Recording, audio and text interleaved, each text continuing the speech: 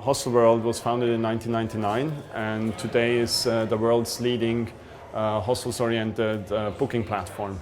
We are a global business, around 180 countries. We have 30,000 properties on our side, and we are also a very mobile-focused business, headquartered in Dublin, London, with offices in Shanghai.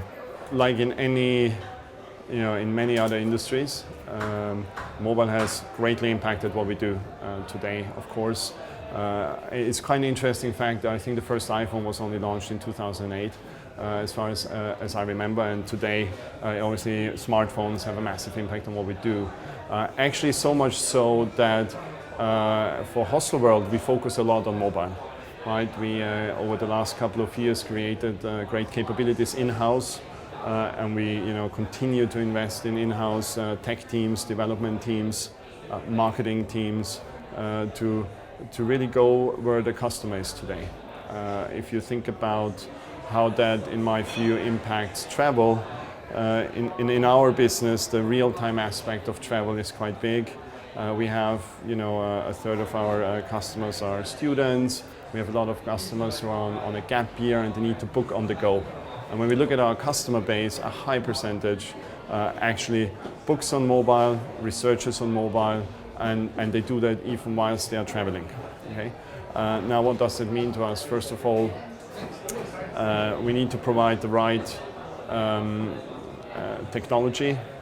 So be it apps, which in our case are native apps, making sure that works seamlessly across devices, so app versus mobile side versus desktop, and creating a user experience that is really made for the small screen.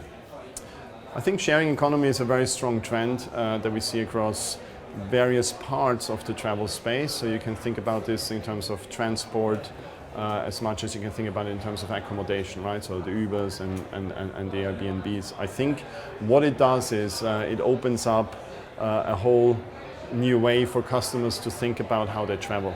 Where before they might have thought about a hotel, today they can think about alternative ways of accommodation. And for us, that's a very, very good trend. And we see that play out in various ways. So hostels is clearly a different way to travel than if you were to stay in a hotel. Right? It's all about the communal aspect of that and meeting people. And hostels themselves have seen the trend, and have invested in their properties. So today, you still have, central locations. You still have very keen pricing, but you also have free Wi-Fi. You have big communal spaces that are very well designed, and hostels offer not just dorms; they're also starting to offer private accommodation. So from that point of view, it's suddenly interesting to invest in alternative accommodation, right? So I think that aspect really to me is the biggest driver, actually, walking away from a very uniform, probably non-personalized way of traveling in some respects to a much more personal way. It helps us tremendously. What that means is that our customers getting more interested in local culture, in meeting local people, and as such, we see it as a great trend that will continue, and that probably traditional providers will have to find some answers to.